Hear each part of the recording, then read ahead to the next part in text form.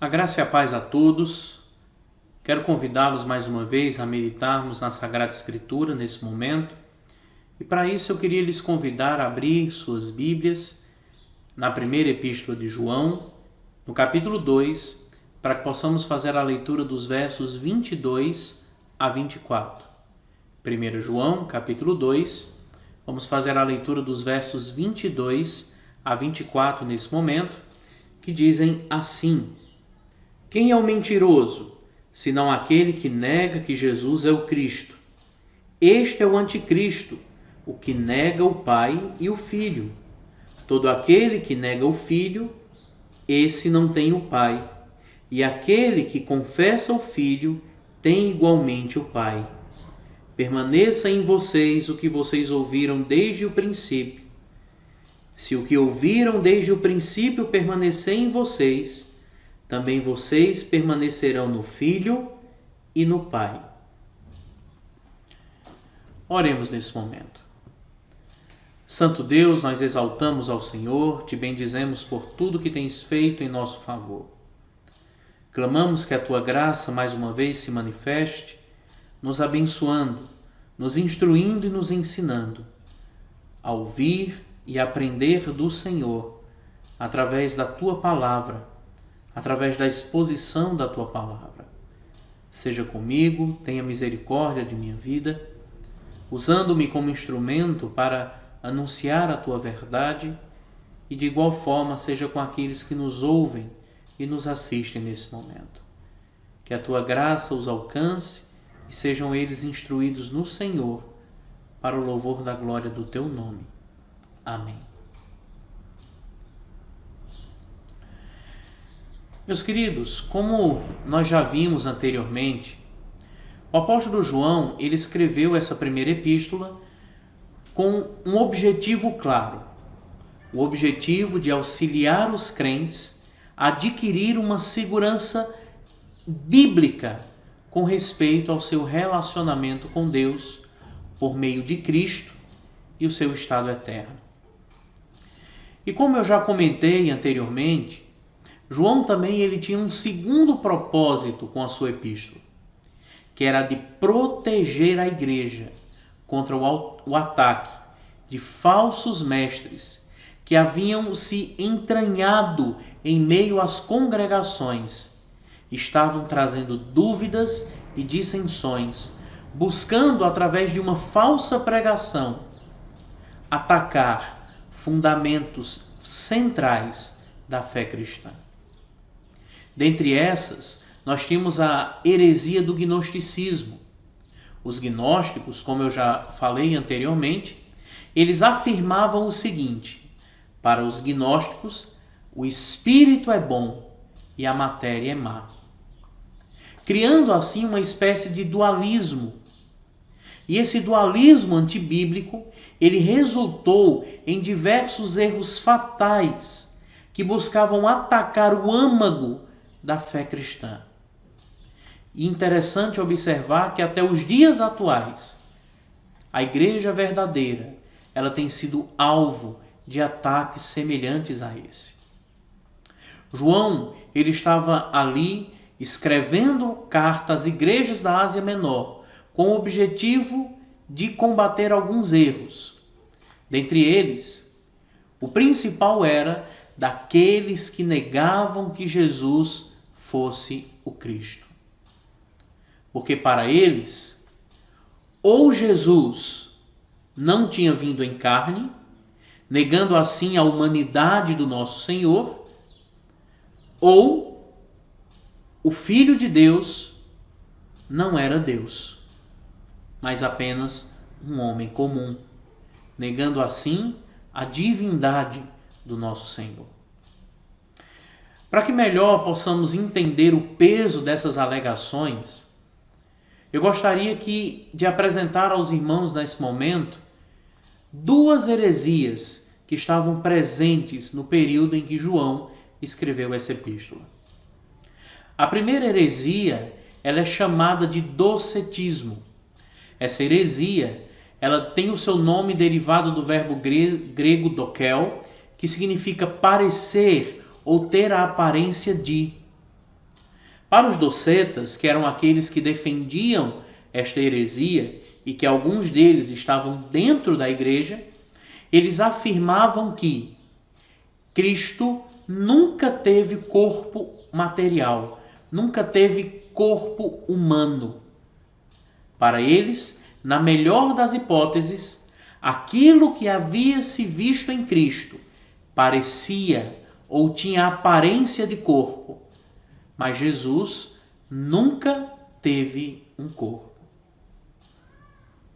Uma segunda heresia muito presente naquele período era uma heresia conhecida como serentianismo. Ela foi proferida por Cerinto, um grande herege daquele momento. E no primeiro século, Cerinto ele ensinava o seguinte: ele ensinava que o Espírito de Cristo desceu sobre o homem Jesus no momento do batismo. Durante todo o ministério, o Espírito de Cristo esteve com Jesus, operando em Jesus e através de Jesus. Porém, no momento em que ele foi morto no Calvário, o Espírito simplesmente o abandonou, deixando que apenas o homem Jesus padecesse naquela cruz.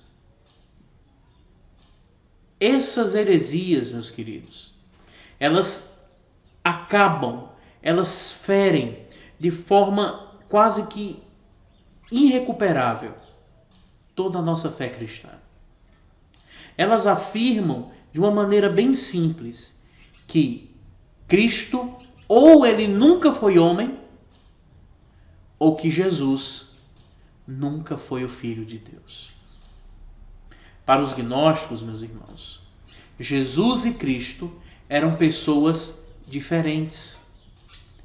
E nós devemos entender que uma pessoa, ela não pode ser considerada cristã, a não ser que ela confesse de todo o seu coração que Jesus de Nazaré é o eterno Filho de Deus, que deixou a sua glória, que assumiu forma de servo, que nasceu mediante o Espírito Santo através de uma virgem, que viveu na Galileia, que morreu em Jerusalém, que ao terceiro dia ressuscitou e que por isso é o nosso Salvador. O menor desvio dessa verdade desqualifica qualquer confissão cristã. Não há como considerar-nos cristãos se negarmos que Jesus é Deus, que Jesus é homem. Negar a unidade de Cristo é negar o próprio Cristo. E é por essa razão que João ele escreve aqui nos versos 22 e 23. Volte sua atenção novamente ao texto. Lá nós lemos o seguinte: quem é o mentiroso, senão aquele que nega que Jesus é o Cristo? Note que todos aqueles que negam que Jesus é o Cristo, ou seja, que negam que Jesus é o Cristo, procurando fazer qualquer espécie de dissensão entre o homem Jesus e o Cristo. Qualquer um que pense desta forma é chamado por João de anticristo.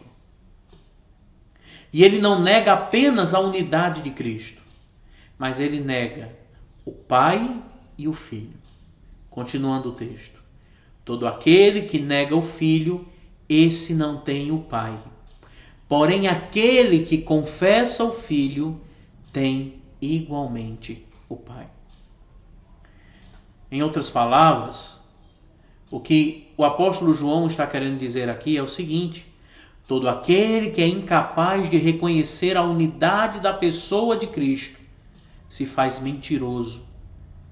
É um opositor ao Pai, é um opositor ao Filho. A humanidade e a divindade de Jesus são características apresentadas em toda a Escritura, tanto no Antigo como no Novo Testamento. Negá-las é o mesmo que se tornar o anticristo e combater contra a obra de Deus através do sacrifício de Cristo na cruz. Mas nós poderíamos nos perguntar agora, e por que é tão importante entender que Jesus é 100% homem e que Jesus é 100% Deus? Para tentar responder isso, primeiro temos que entender por que o nosso Redentor, ele tinha que necessariamente ser homem. Meus queridos, tenhamos em mente que desde que o homem pecou, fez-se necessário que ele pagasse pelo seu pecado. Desde que o homem pecou, fez-se necessário que ele sofresse a penalidade pelo seu ato. E além disso, o pagamento desta pena envolvia sofrimento de corpo e de alma. Sofrimento somente cabível ao homem, porque foi o homem que pecou. É isso que nós vemos, por exemplo, lá em Romanos 5,12. Escute o que o texto diz. Portanto, assim como por um só homem entrou o pecado no mundo, e pelo pecado veio a morte, assim também a morte passou a toda a humanidade, porque todos pecaram. Este é o motivo do Redentor ser necessariamente humano, porque toda a humanidade pecou. Para que a humanidade fosse remida, era necessário que o seu remidor assumisse natureza humana. Não somente com todas as suas propriedades essenciais, não apenas que nascesse de carne e de osso, mas que também nascesse com todas as debilidades a que a humanidade está sujeita, principalmente depois da queda. Tanto que quando lemos a palavra do Senhor, nós encontramos descrições que nos mostram a humanidade de Cristo. Jesus chorou, Jesus amou, Jesus sorriu e se alegrou, assim como se tornou triste, se sentiu sozinho e solitário, angustiado, experimentou dores, experimentou lutas, experimentou fome e sede. Passou por todas as limitações que eu e você passamos. Mas há algo nele que nós não encontramos em nós hoje. Hebreus capítulo 2, versos 17 e 18 dizem assim: Por isso mesmo era necessário que em todas as coisas ele se tornasse semelhante aos irmãos, para ser misericordioso e fiel, sumo sacerdote nas coisas referentes a Deus, e para fazer propiciação pelos pecados do povo. Pois naquilo que ele mesmo sofreu, quando foi tentado, é poderoso para socorrer os que são tentados. Unicamente um mediador verdadeiramente humano seria capaz de pagar uma dívida que era exclusivamente humana. Jesus não apenas é homem, mas ele é o maior e melhor exemplo de perfeita humanidade. A palavra nos diz que Jesus em tudo foi tentado, mas sem pecado. Este é o diferencial da humanidade de Cristo em relação à nossa humanidade. Nossa humanidade ela foi maculada pelo pecado e por este motivo nós nunca seríamos capazes de perante a Deus remir o nosso pecado. Pois Deus exige perfeição perante Ele. Desde o Antigo Testamento, aonde o sacrifício dos cordeiros apontavam para Cristo. E até o próprio sacrifício de Cristo demonstram o quão Deus exige perfeição. Meus queridos, tenhamos em mente a seguinte verdade: assim como por um só homem pecador, Adão, veio o juízo a todos os seres humanos, assim também, por um só homem justo e perfeito, Jesus Cristo, veio a graça sobre todos para a justificação que dá a vida. Porque era necessário que o nosso Redentor fosse homem? Porque a dívida de um homem só pode ser paga por um homem. A dívida que Adão adquiriu e passou para todos os seus descendentes, Jesus, como homem, tomou para si, pagou na cruz do Calvário, e todos aqueles que o seguem e todos aqueles que se rendem a Ele são participantes da remissão de pecados que Ele pagou. Nós somos redimidos pelo sacrifício de Cristo. Nós não somos redimidos pelo nosso merecimento. Nós não somos redimidos pela nossa capacidade. Nós somos redimidos porque Jesus, o Deus homem, morreu na cruz em nosso favor. Porém, é bem verdade que para que fôssemos redimidos, não era necessário apenas que o nosso Redentor fosse o homem, mas havia necessidade de que o nosso Redentor fosse Deus. E por que isso? Bem, no plano divino de salvação, era absolutamente essencial que o mediador fosse verdadeiramente Deus. Por quê? Bem, entre outras coisas, era necessário que esse mediador pudesse apresentar sacrifício de valor infinito e prestar uma perfeita obediência à lei de Deus. Ora, nós pecamos contra um Deus eterno. E uma dívida eterna, ela só pode ser paga com a eternidade. Uma dívida infinita, ela só pode ser paga com um valor infinito. E nós, homens, nós somos seres finitos. É por isso que somente a eternidade de castigo poderia pagar a eternidade de ofensa que cometemos contra Deus. Por esse motivo, não havia como um homem pagar o preço da ofensa que fizemos a um Deus eterno. Há necessidade de que um Deus eterno se fizesse homem e pagasse esse pecado por nós. Porém, também era necessário que este Redentor fosse capaz de sofrer a ira de Deus. Somente aquele que fosse capaz de receber a completa ira de Deus poderia livrar os outros da maldição dessa lei.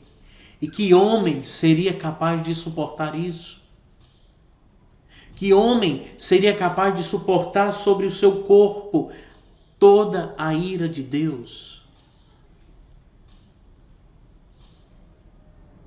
Por fim, este Redentor, ele também teria que ser capaz de aplicar os frutos da sua obra consumada a todos aqueles que o aceitassem por fé. O homem, com sua vida arruinada, ele não pode cumprir a pena pelo pecado. Ele não pode prestar perfeita obediência a Deus. Ele pode até sofrer a ira de Deus. Mas se não for pela graça redentora de Deus, ele terá que sofrê-la eternamente. O único meio de não sofrer é rendendo-se aos pés do seu Salvador e Redentor. Não há, absolutamente não há, como o homem justificar a si mesmo. Não há, unicamente não há, como o homem justificar a si. Olha o que o Salmo 49, os versos 7 e 8 nos dizem. Salmo 49, versos 7 a 9 nos dizem: Ao irmão verdadeiramente ninguém pode remir, nem pagar por ele a Deus o seu resgate, pois a redenção da alma deles é caríssima, e cessará a tentativa para sempre, para que continue a viver perpetuamente e não veja a cova. Lembre-se, o pecado do homem ofende a um Deus eterno, e somente a eternidade poderia pagar essa dívida. É por este motivo que foi necessário que o Deus eterno se fizesse homem e morresse em nosso lugar. E quais as consequências disso tudo? Quais as implicações disso tudo para o homem? Em um ponto de virada do ministério de Cristo, ele se aproximou dos seus discípulos e fez a seguinte pergunta: Quem os outros dizem que é o Filho do Homem? Os discípulos então responderam: Uns dizem que é João Batista, outros dizem que é Elias, outros dizem que é Jeremias ou um dos profetas. Frente a essa resposta, Jesus se vira para os seus discípulos e pergunta: E vocês? Quem dizem que eu sou? Simão Pedro então responde: O Senhor é o Cristo, o Filho do Deus vivo. Eu queria chamar os irmãos a atenção a este diálogo que nós encontramos lá em Mateus capítulo 16, nos versos 3 a 16. Jesus já está entrando na etapa final do seu ministério terreno. E Jesus, então, ele olha para os seus discípulos e pergunta: Quem as pessoas dizem que eu sou? Alguns chutavam alguns nomes, falavam outras coisas, mas ninguém conhecia a Cristo de verdade. Somente os seus discípulos, somente aqueles que verdadeiramente têm intimidade com Ele, são capazes de reconhecer quem Ele é. Somente aqueles que desenvolvem uma intimidade tal com Jesus são capazes de reconhecer quem Ele é. Os seus discípulos então respondem: O Senhor é o Cristo, o Filho de Deus. Essa, meus amados, é outra marca inerente a todo verdadeiro cristão. Um cristão seguro da sua salvação é aquele que é capaz, sem dúvida, sem medo, sem receio, de confessar a Cristo. Ele reconhece que Jesus é o Cristo, não pelo que os outros falaram a ele, mas por ter intimidade com ele. Eu gosto muito de uma canção que diz assim: Antes eu te conhecia de ouvir falar. Nós nunca seremos capazes de conhecer alguém de modo verdadeiro, de modo íntimo, a não ser que nos relacionemos com ele. Não há como dizer que somos cristãos se não formos capazes de confessar a Cristo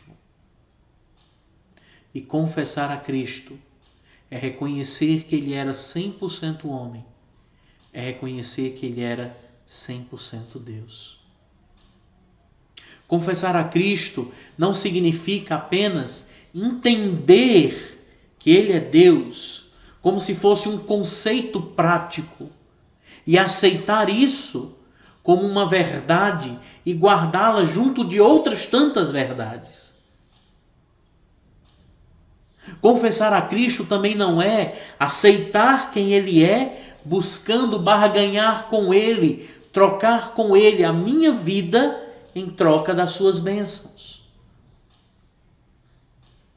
Confessar a Cristo não é estar em uma igreja querendo receber as bênçãos que o povo de Deus recebe do Deus a quem serve. Confessar a Cristo significa entender o tamanho do preço que foi pago em nosso lugar.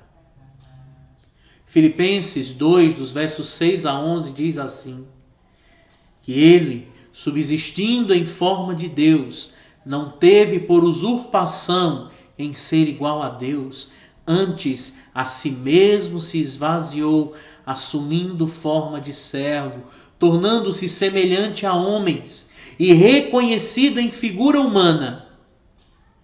A si mesmo se humilhou, tornando-se obediente até a morte, e morte de cruz.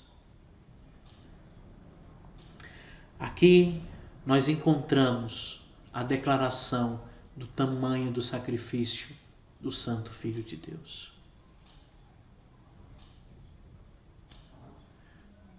Jesus morreu pelos nossos pecados, meus irmãos. Jesus morreu para que nós tivéssemos vida. E não há como receber vida dele se não formos capazes de confessá-lo aonde quer que estejamos. Aqueles que têm vergonha de Cristo, aqueles que têm vergonha da igreja, nunca podem considerar-se cristãos verdadeiros.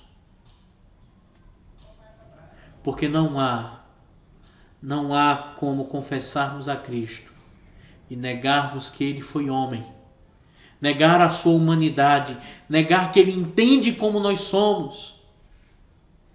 Me dói, muitas vezes me dói, ouvir pessoas dizerem que Cristo não entende quem nós somos.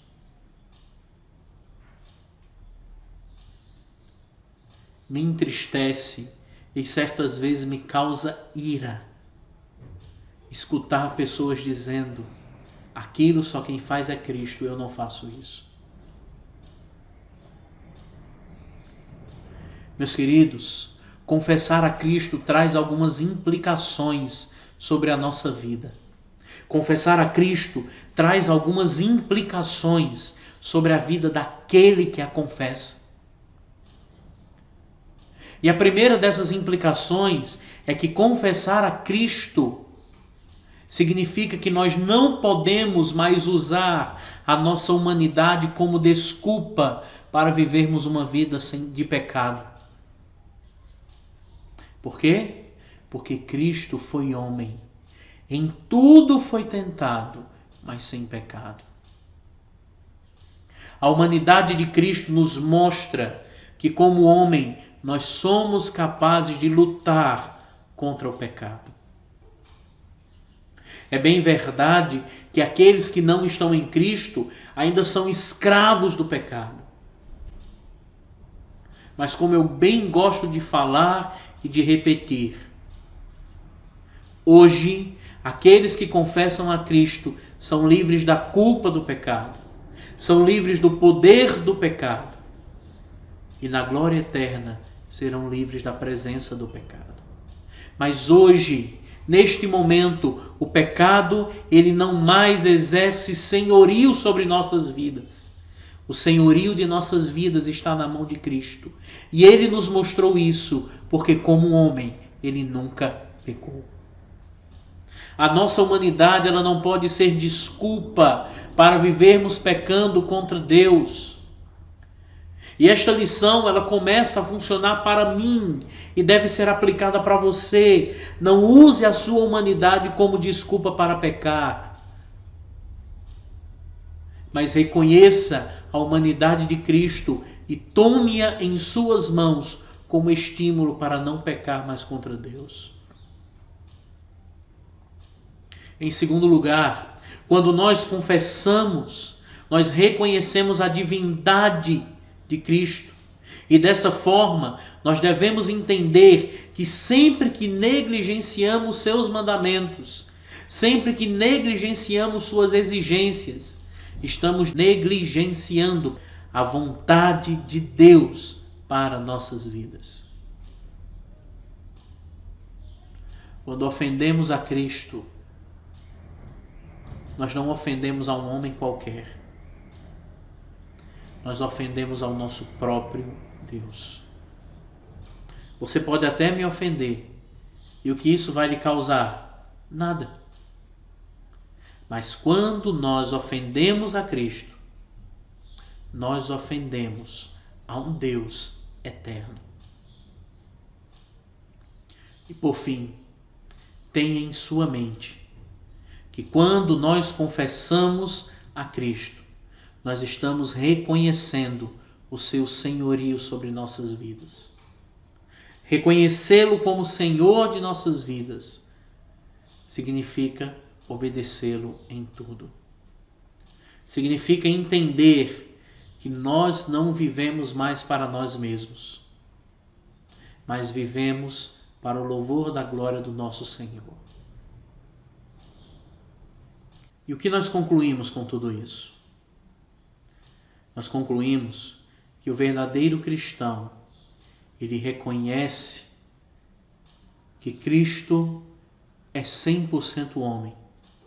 Ele reconhece que Jesus é 100% Deus. Não há como sermos cristãos e dissociarmos essa verdade. Somente aqueles que confessam que Jesus é o Cristo podem verdadeiramente ter segurança da sua filiação eterna ao Pai. Que o Senhor aplique essa palavra aos nossos corações. Em nome de Jesus. Amém.